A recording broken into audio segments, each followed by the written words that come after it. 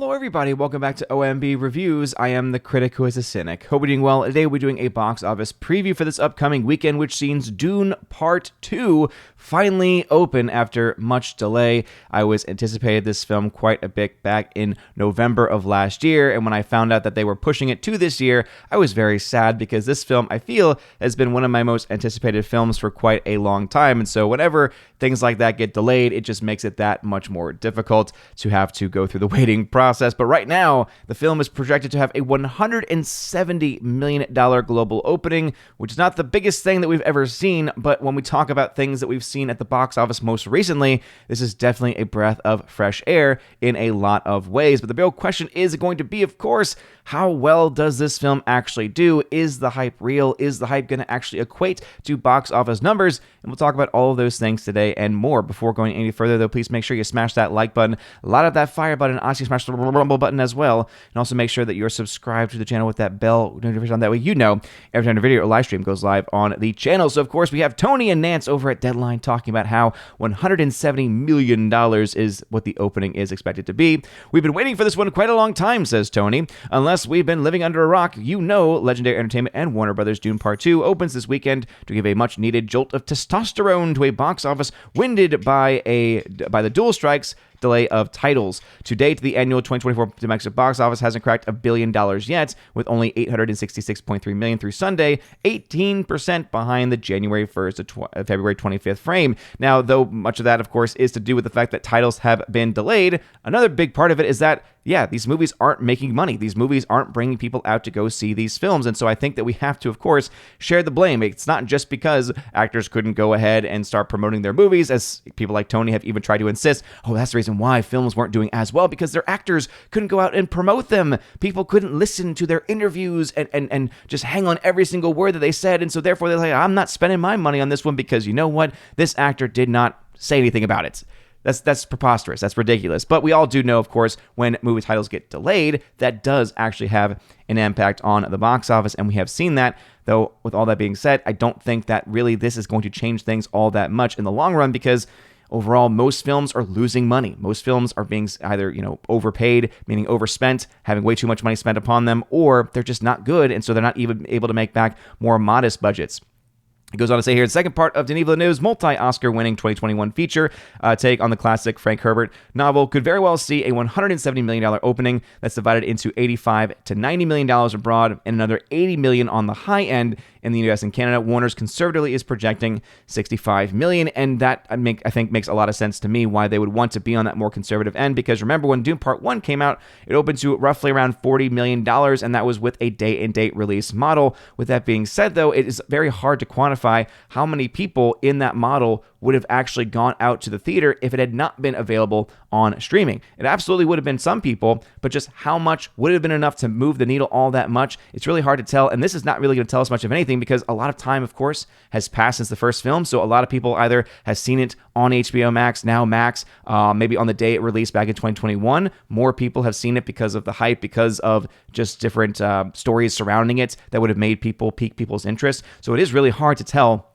exactly, what we're going to see with that. But right now, the tracking is showing the film is expected to almost double the entirety of the opening weekend of the first film. Going to Box Office Pro, right, for their analysis here, right now, they're projecting the film in that $71 to $86 million range. And so this, of course, is higher than even the estimate coming out of Warner Brothers, and I would say that there seems to be a lot of truth to this. My own local AMC, my own local IMAX, for instance, I got my ticket for this on Monday, and the theater was packed, right? It is incredibly packed, and when it comes to that middle section, right, that if you've ever been to a large theater before, you have the two side sections, and then you have that large middle section. It was almost completely sold out in that section. So I haven't even looked at it since then, but that already told me, okay, this is going to be the biggest film that we've had in that IMAX in quite a long time, because people don't tend to see movies on Thursday nights, even in my area, unless it is something like this that can actually drive them out. A big part of that, though, is that the film looks gorgeous. The film looks beautiful, but also there is a very passionate fan base, and that's going to be the real question is, are we only going to be seeing the passionate fan base show up this weekend, or are we going to see crossover with more normie audiences, with more general moviegoers? I think you will see some, but the question is just how much, and we really don't know yet at this point what that will look like. But $71 to $86 million. Now, the one thing I do want to correct here is that what Box Office Pro says here is, as previously highlighted, the 2021 adaptation was a critical and commercial success. That is factually inaccurate. When you actually break down the numbers for Dune Part 1, it was not a financial success. Going over to, first off, my random crazy charting. Again, the first film cost a reported $165 million. It made $109 million domestically, $285 million internationally without China, and then $39 million in China. So taking into account that most of these markets, right, in the international sphere only gave you about 40% returns to the studios, 55% return for domestic, 25% only return for China. The film actually ended up being a $63 million loss. Now, one has to ask the question, okay, who exactly lost money? Because when it comes to this film, Legendary is the primary financier behind this project. So that is, of course, taken into account. You also have the fact that Warner Brothers has a slight stake in this film, and of course also gets the distribution rights to this film, which means that it gets a little bit of a take from that, right, from the licensing fee for that. And so it's going to be interesting to see how that means in the long run. But as an individual film, this film was not a massive success. In comparison to everything else that came out in 2021, yeah, absolutely, right? It's one of the films that made the most money. But remember, just a couple months later, you had Spider-Man make over $1 billion. And so I do think that our expectations have to be a bit tempered here. If it's a bit of a comparison, right? So obviously they're projecting it to be in this range. That means that the average for them is $80.9 million is what they think is going to happen. Obviously, I think that is absolutely, I know, River, I know. These people drive me crazy when they give false information like that. But again, looking at the actual ticket sales, let's go ahead and see if we can get a little bit closer to some of the truth. So with the budgets, right? So for that first film, the budget, even just compared to 2021, because that rate of inflation is a killer thing, that means that the film that was spent, right, the money that was spent on Part 1 would be worth around $191 million. So 165 versus 191 million. And at the opening weekend of $47 million, and again, adjusted for today's dollars, would mean an average ticket sale of around 4 million tickets. So you are seeing this movie make an extra 2 million tickets, but when you look at it just from a raw standpoint, you think, oh, this sale is doubling its opening weekend audience domestically. It's hard to really quantify where the film is internationally compared to the first because, it had not just that day and date release on HBO Max, but it also had a delayed release in other countries too. But the fact that you are seeing an increase is a great sign. Like, this is a very, very good sign. When 2 million more people are going to see your movie, that's a very good thing. But this is still, I think, a far cry from being this insane box office success that people are already saying it's going to be. That very well could be the case. If this film overperforms, if this film gets closer to $100 million domestic in its opening, if it gets over $100 million international, you're looking at a $200+ million opening weekend. Okay, now we might be cooking with some gas, but we're not really there at that point, and that is something that has to, of course, be kept in mind. Also, it's important, I think, to compare this to some of the other releases, right? We've already talked about how Tony has broken this down, that when it comes to the domestic releases, this will be the biggest domestic release since October of last year, I believe it was, with Five Nights at Freddy's making around $50 million domestically. But where does this actually stand in the international scheme, all right? So the last major release that we had that made anywhere in the $100 million range worldwide was actually Aquaman and Lost Kingdom. This film, I think, will be able to beat that quite easily. Then you had $108 million for Trolls Band Together. I think this film will probably beat that. The Marvels actually got $108 million. Will probably beat that. $128 million opening for the Taylor Swift film. Five Nights at Freddy's, $130 million. And so that'll be interesting to see how much more it makes than that. But as far as like that getting close to $160+ million, let's see what the next film that made anything close to that. Meg 2. $140 million. So it looks like this film will probably be able to meet the Meg 2. You have to go all the way back, right, to Barbenheimer before you get to a box office like this, right? So Barbie actually had a global opening of $344 million. Kind of insane when you think about that. Oppenheimer had an opening of $174 million. Mission Impossible Dead Reckoning Part 1 also up there with $235 million global opening. So basically, that's a good metric for us to kind of look at. So this film might actually have a very similar opening to Oppenheimer. The question, of course, is going to be, is it going to have a similar run as Oppenheimer? Oppenheimer had a lot of things going for it, but most notably, it was the Oppenheimer, or rather the Barbenheimer effect.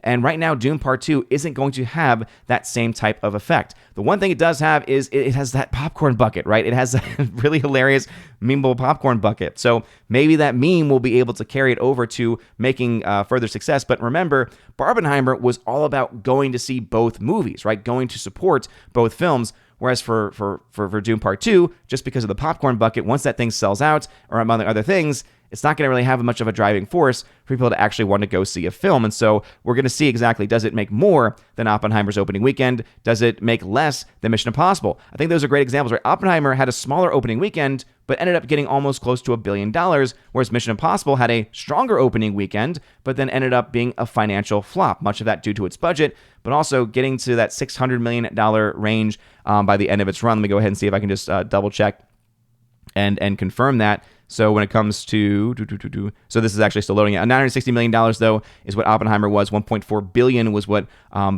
Barbie was. But I think that the point still stands that it's going to really again be okay. Is this film going to be a massive financial success like an Oppenheimer or like a Barbie, or is it going to be a box office flop / moderate success? Because the budget for Dune Part 2 is a lot less than what it was for Mission Impossible, I do think that it's going to be able to make its money back. I think it's going to make some profits as well. But right now, based on the numbers, it just does not seem like it's going to be this massive global juggernaut. That could all change. Again, movies are very weird. Audiences are very weird. But at the end of the day, this is a longer film. This is a very niche title, right? The world of Dune is not one that most people know about, that most people talk about. So it will be interesting. It will be intriguing. But I'm here. I'm excited for it. I have my ticket to go see this thing tonight.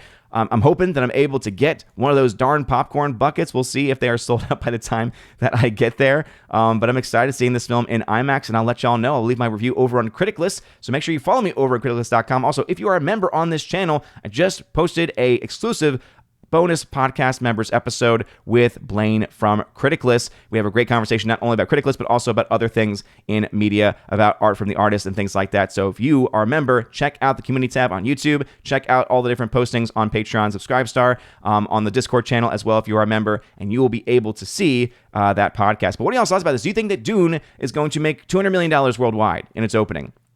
I think there's some potential there. Do you think the film is going to have the same run as Oppenheimer? If so, how or why, right? With Oppenheimer, we have the Barbenheimer effect. It's not because of the movie itself. It's because of that Barbenheimer effect, ultimately, that the film was able to reach the heights that it was able to reach. By how much, it's going to be, sometimes impossible to say, right? You'd have to actually go through and say, okay, anyone who saw Oppenheimer, how many of you were here because of Barbenheimer? You were trying to complete, right, the set, as it were, with the Barbenheimer effect. So let me know your thoughts about that and anything, as I mentioned, in the comment section down below. If you like this video, smash that like button, light up that fire button, honestly, smash the rumble button as well. You guys are all amazing and beautiful people. Have a wonderful rest of your day. And as always, God bless.